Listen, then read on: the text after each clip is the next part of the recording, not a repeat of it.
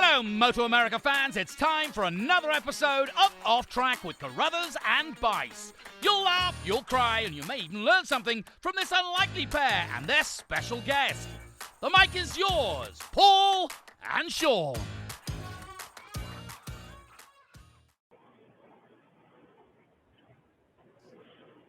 Hello, MotoAmerica fans, and welcome to this latest edition of Off Track with Carruthers and Bice. I am Bice, and I'm here in Ohio, and I'm joined in Southern California by our communications manager, Paul Carruthers.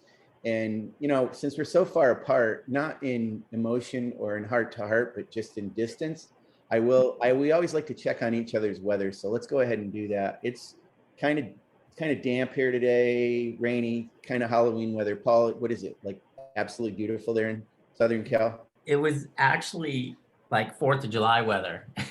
Because yesterday was really hot. It was 80 something. And today it's supposed to cool down. I think it's supposed to be 78, which is, to me, is like ideal. I like it right around 80, but I'm not real pumped when it's, gets close to 90. But no, it's been nice.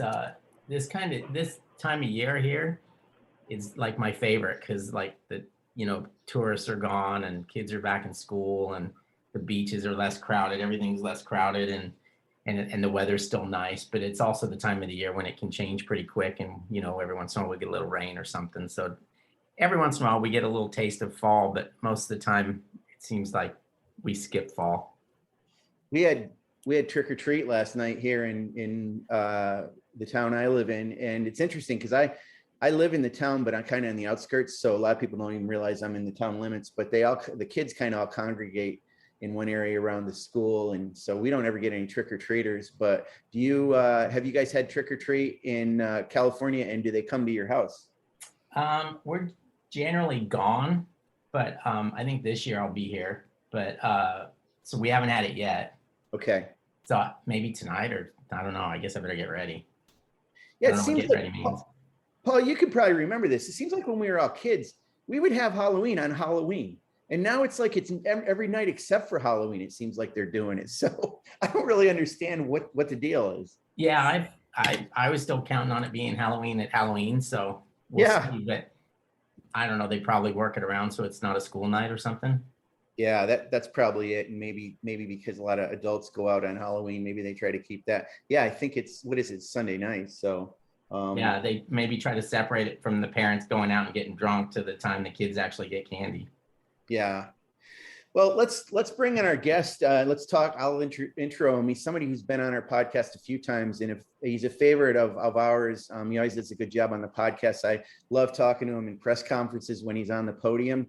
And it's funny. I was looking it up just to make doubly sure. He's still only 22 years old, so he's almost still young enough to trick or treat, and maybe he's going to do that. But it's Andrew Lee, our two-time Stock 1000 champion, who raced in Super Stock prior to moving up to Stock 1000, and he's kind of been a leader bike specialist over the past few years. He had an interesting season this year.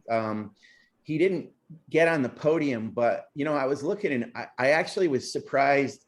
I didn't know that he made it to every round just because it was a tricky year for him, and he works so hard on his program and does a good job with his sponsors. But he's kind of like always sort of on the edge of things with his team, and there have been some changes this year and some things we'll talk about. And then this coming year, he's going to actually do something a little different with his program. So let's bring Andrew in. Andrew, good morning. And do you still trick or treat, or are you past that?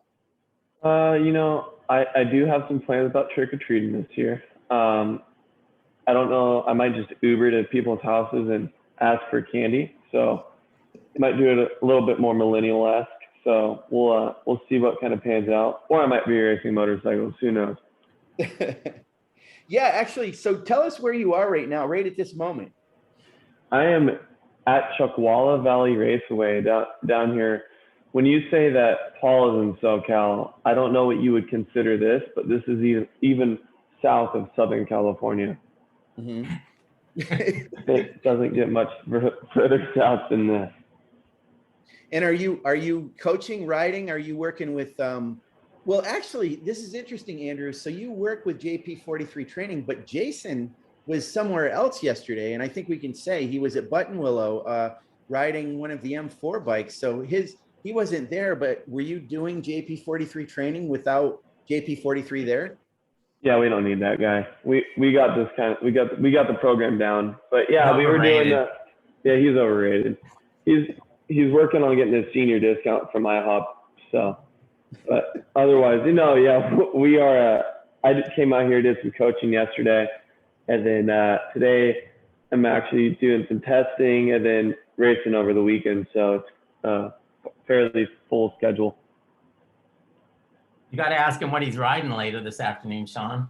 Oh, what are you riding? And actually, we've heard some hints about this, but talk about what you're riding and actually make this announcement about next year and talk about that a little bit, Andrew, to start with, please. Yeah, so I'm riding the Harley, the King of the Baggers bike. I'm actually looking at it right now. Thing is pretty cool. Very excited to do it. The whole Big Bear Choppers group kind of came together and really knocked this thing out of the park. So being that I've actually never really rode a Harley, even in general, it should be a lot of fun to almost learn how to ride again. So I'm excited for it. When that deal came up for you, was it something, were you hesitant? Were you like, wow, can I do this? Or is this what I want to do? Or were you like all in from the get-go? I was kind of all in. Definitely some nervousness, being that it is way different than what I have done. But yeah, I was kind of always into it. But kind of looking back as kind of like third person looking in, being that, I came from motocross and, that's what I thought I was going to do. And as a kid to now I'm 22 years old and I'm looking at myself racing a Harley this year. I'm like, well, I could guarantee 10 years ago, if you were to say, Andrew, you're going to race some Harleys, I would be like, you're full of it. So I think it's funny. I think it's cool. And I think it's going to be a really cool experience. Now you're out there testing it, and then you said you're going to race this weekend. What's the rest of your program shaping up to be? Obviously, we don't have baggers at every race. So are you going to be doing double duty? Yeah, ideally, that's kind of what I'm planning on. Just working on some of the logistics and sponsorship stuff. But ideally, we would be back in Stock 1000 and the Superbike Cup. So, it's just every year it's kind of the same thing where it's trying to make everything possible. So that's the challenge is set forth. So we'll see. Yeah, Andrew, so Big Bear Choppers was associated with Eric Stahl and Jiffy Tune Racing prior to this. I know he had them as a sponsor. Do you know Eric, and is there any connection with him and his group at all, or how does that whole thing work? Couldn't tell you. I don't really know Eric. I've heard the name. I don't really know. Yeah, he was the one famously last year who was coming to MotoAmerica and his bike, or the whole trailer and everything caught on fire. And oh, really? Yeah, fully involved his bike. Yeah, and he ended up getting some help from Harley that weekend and had some teething pains on it to get it going. But he had a pretty interesting and different bike. The seating position on it was quite interesting. We've seen a lot of weird. No, I shouldn't say weird. I should say just unusual ergonomics on these bikes to make them a little more racy. Is your bike fully built and set to go? And what's the seating like? Are you kind of leaning over and you got a lot of ground clearance, I'm sure? Yeah, a lot of ground clearance. Seating position, I think, is similar to the Harley bike that like Tile's riding, where it's hard to really describe. But yeah, it's pretty dialed in, I think. So, I mean, they kind of built the seat for what I wanted. And I think being today is going to be the first time I ride it, we'll get a better understanding and kind of go from there, see if there's any things we need to massage. So, yeah, I think it's going to be a pretty cool experience. So would that, they obviously don't have a class for baggers out there at Chuckwalla. Is there any plan? Can you like sneak it into some class, or is the test strictly just the test part before the races go? Well, they do. I think they have American Twins or something like that now. Oh, okay. So yeah, they have a class for it now. So I'm probably gonna jump in that. So. Are there other bikes in it, Andrew? I mean, do you know? Have you seen other baggers bikes out there at Chuckwalla in that class? I've seen it before. Last round there was a few. I don't know. I think there were more hooligan bikes than there were baggers. I think there was one bagger. But yeah, I think that, I mean, 7 bikes, 8 bikes. This past year, Andrew, I looking at your results this morning. I mean, you finished every single round except for the last one. I don't recall the last one. Did you crash in the rain? I did, yeah. That was Join a the club, fun, right? yeah, fun little ride. Coming out of that first chicane on the back straightaway, just after a museum corner. First lap, just went for a ride. Yeah, that was a rough one. I still have bruises from it. Wow. So the stock 1000 class, I think you'd be the first to admit this. You won 2 championships in that, and that class is like kind of gone nuts. I mean, there's so many guys in there now, and there's so many good guys and good teams and good bikes. I mean, it's evolved a lot. Would you agree with that? Yeah, definitely. I think a lot of people kind of play down the talent that's always been in there. I mean, for example, like Travis Wyman has been in there since, the first season of it. And I mean, he's still winning races. So I feel like definitely there's been more talent, and I love it. I love, the rumors about, superbike riders joining the class. I think a lot of people get upset about it, but makes me excited because, ultimately we want to race the best. And if the best start racing against us in our class, I think I think that's good for not only the sport, but just us as racers. And then obviously I think the big thing that's changed in that class is, you kind of touched on it, the teams. I think, Altus being a very, they're in a lot of classes, very knowledgeable team. You have the Honus, the HB&C, like you have these large teams that actually are putting a lot of their resources into stock 1000 and, making it a little bit more competitive. So I think that's a really good thing for the sport. Yeah. So I've got a couple questions for you, Andrew. The first one's going to be a little longer. So let me just quickly ask you this first one. Regarding the Daytona 200 this year, we're asking a lot of the riders when we get a chance to talk to them. Are you going to compete in that next year, or are you just doing? I shouldn't say just doing baggers, but you'll be doing baggers at Daytona. But will you also be on a Daytona 200 bike? No. I wish I was, but I don't have that in the cards right now. Okay. Come on, you can pull one off. Yeah. I know. Oh, I raced it last year. That was yes. It's a rad race. I loved it, but yeah. I don't even own a 600, so. Okay. I have about a gaggle of ZX10s, but I don't have a 600. Well, actually, that's a perfect segue to talk about the gaggle of ZX10s, because I want to talk about this season. I kind of came to understand a little bit about what was going on with your program. I guess it was at Brainerd, and, spent some time talking to your dad. And I became fascinated by some friends that you have that have stepped up and helped you in a lot of ways with some pretty incredible things. And it started with a guy that you met at a Panda Express in Wisconsin. I think I have that right. Can you talk about that a little bit and tell us sort of the tale of what came to be with that whole thing? Yeah. There's a lot of layers to unpack, but ultimately, I mean, the short version is it was 2017, I think, when I was riding the 600s, and essentially I was living in my van and driving across the country for like the East Coast rounds, because if I was driving back and forth, it would just be firstly way too expensive and time consuming. So I kind of, after Atlanta, stayed on the East Coast all the way to MotoAmerica, which was, I think, back then it was like a month and a half or two. And yeah, so going from Virginia to MotoAmerica, I love Panda Express.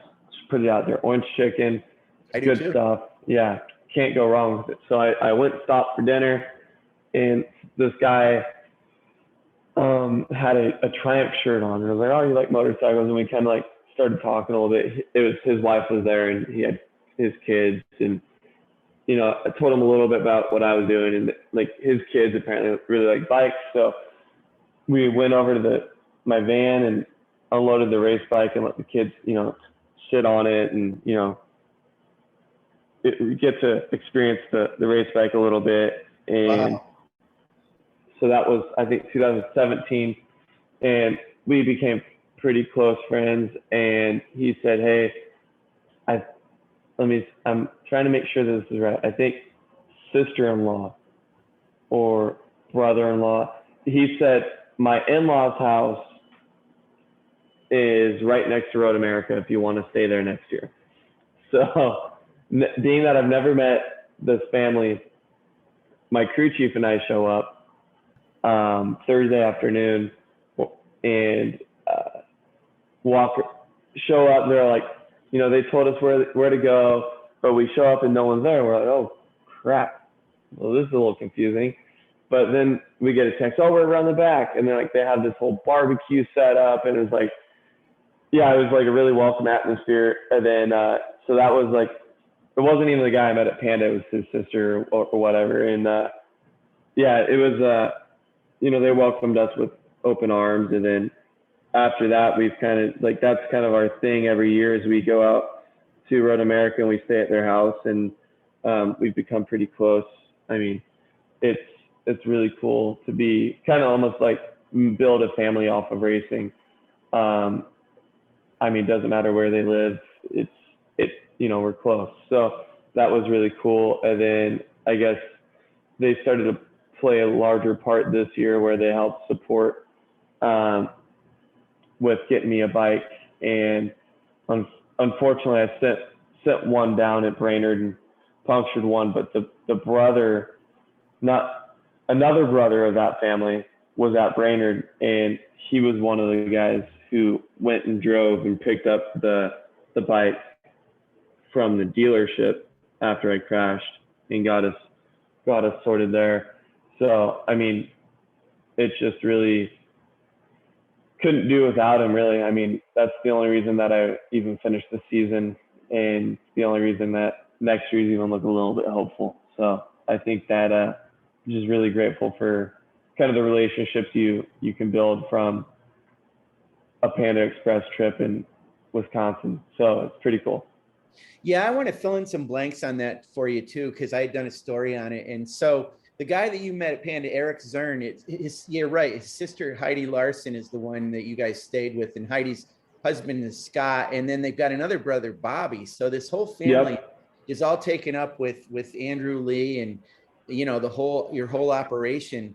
And, you know, the amazing thing that happened there are a couple of amazing things that happened at Brainerd. One of them was that crazy crash that you had was nuts, and you got up and walked off the track. You seemed mostly okay, but the bike was not okay. I mean, the frame was broken, right? Yeah. Thankfully, you know, I had good protective gear. I mean, like Shoei helmets and Bice leathers kind of saved me on that one.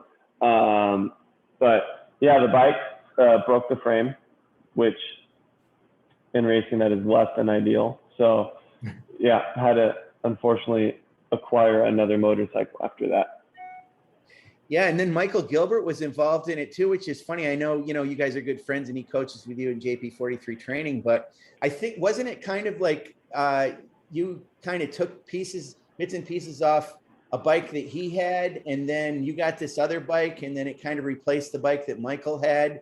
You gave Michael back essentially most of what was the same sort of assembly of a motorcycle, but it was actually a different motorcycle. Isn't that correct?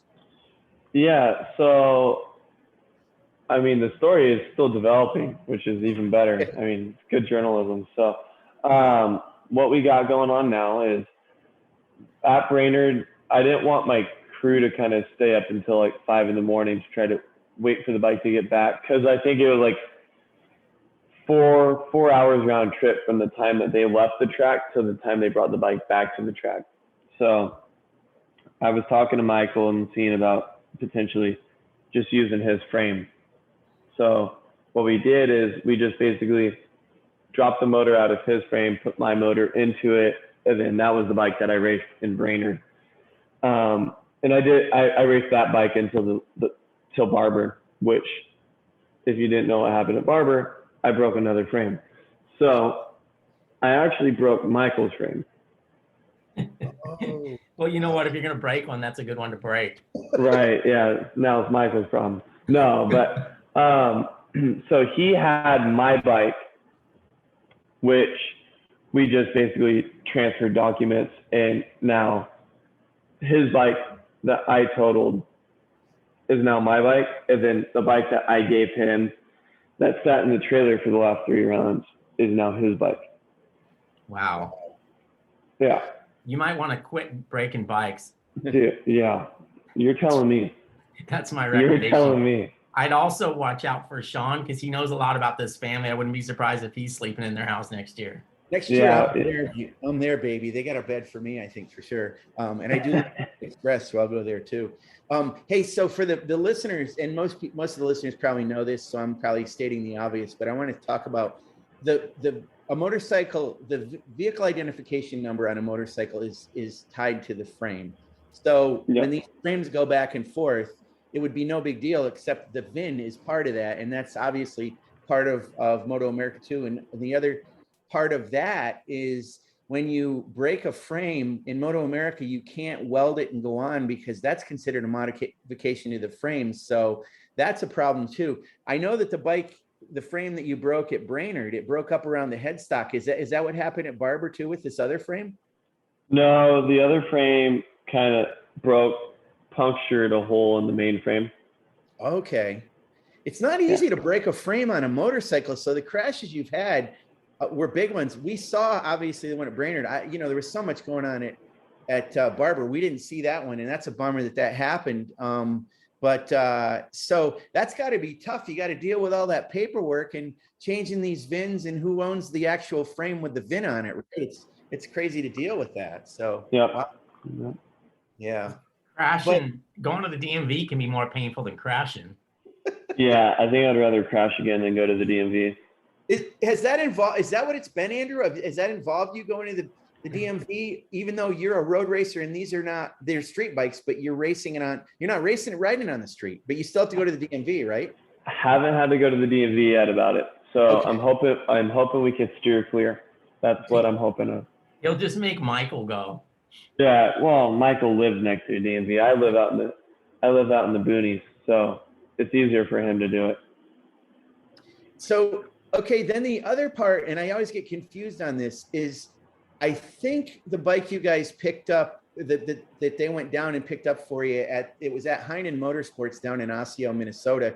That was a ZX-10R.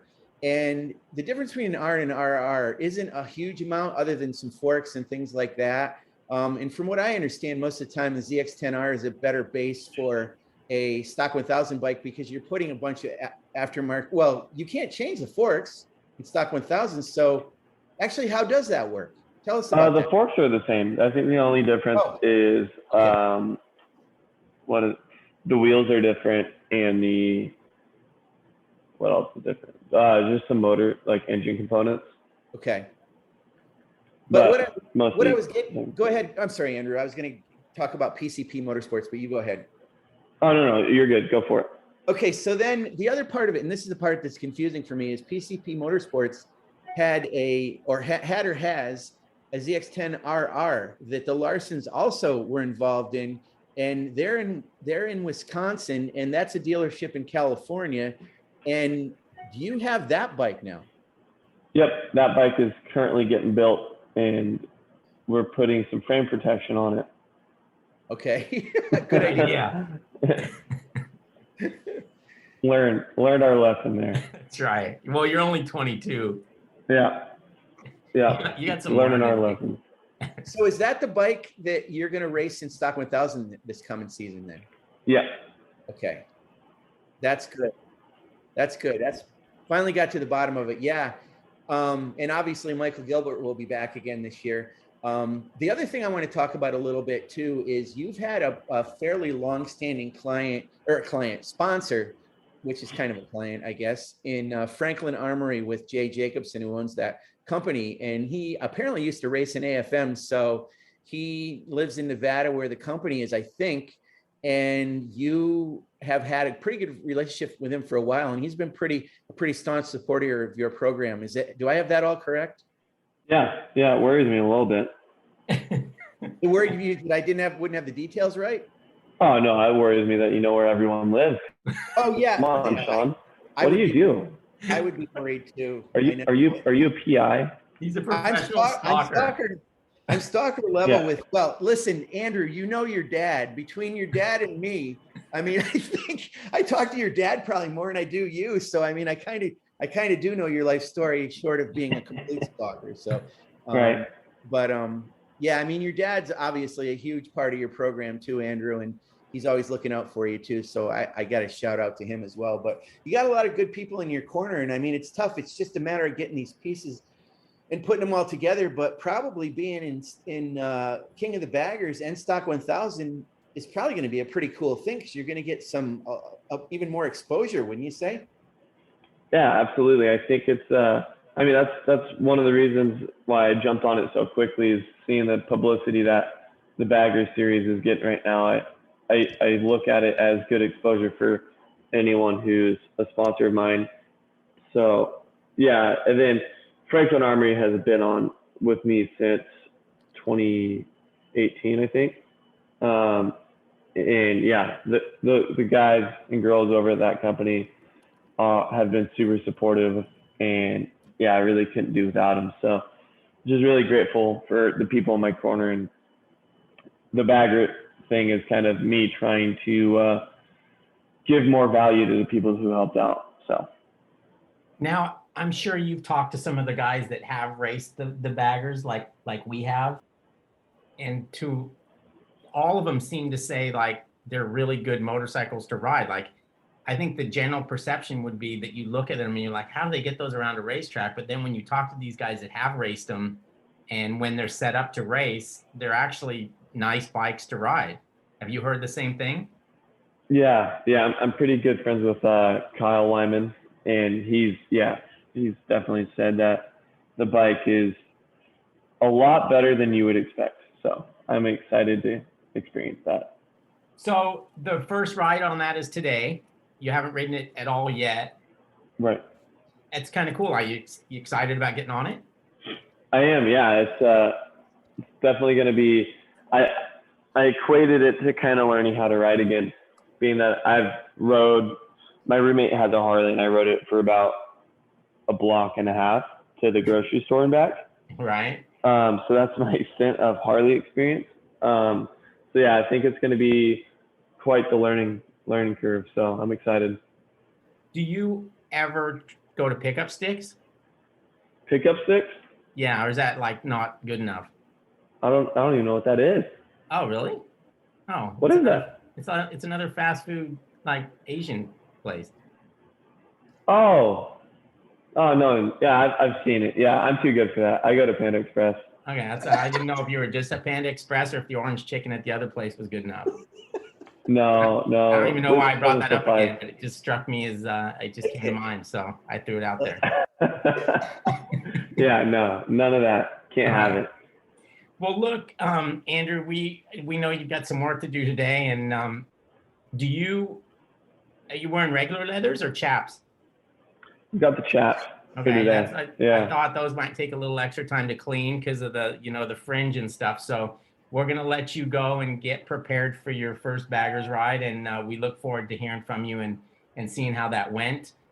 For some reason, I can picture you on that bike, and I think it's going to be a pretty cool deal for you, and it gives you some more racing and some more opportunities to show your skill set. So thanks for joining us, and be safe and careful out there at Chuckwalla this weekend, but also have good luck and see what you can do with that thing.